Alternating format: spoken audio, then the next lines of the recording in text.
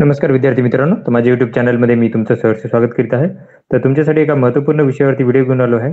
तो म्हणजे रत्नागिरी पोलीस भरती 2024 ची सध्याची जी आहे, त्याचे ग्राउंडचे मार्क विद्यार्थ्यांचे कळालेले आहेत. ते आहेत 1 जुलै रोजीचे मार्क. त्याचे आपण एनालिसिस करत आहोत.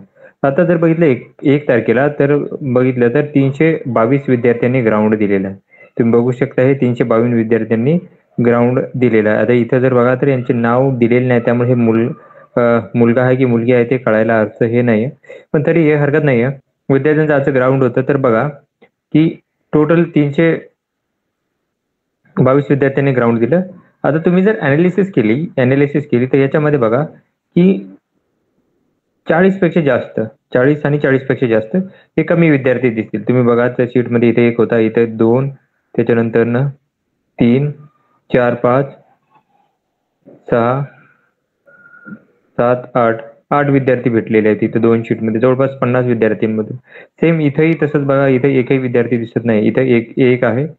त्याच्यानंतर 2 आणि 3 दिसले आहेत.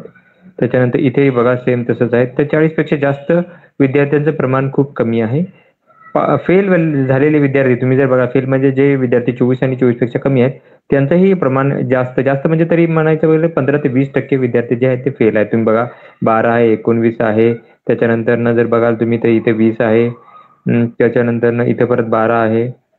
तर हे फेल विद्यार्थी आहेत. तरी हे जरी 15 ते 20% दरम्यान आहेत. ॲक्चुअली विद्यार्थ्यांना जास्त मार्क जे आहेत ते आहेत 30 ते 40च्या दरम्यान तुम्हाला जास्त विद्यार्थ्यांना मार्क भेटून येतील. त्यामुळे कट ऑफ जो आहे तो 30 ते 40च्या दरम्यान असेल. काही कॅटेगरीचा म्हणजे काही कॅटेगरीचा थोडासा कमी येऊ शकतो. एस-सी-बी-सी आणि ईडब्ल्यू-एसचा थोडासा कट ऑफ कमी येण्याचे चान्सेस आहेत. हे रत्नागिरी पोलीस भरती संदर्भातली माहिती आहे.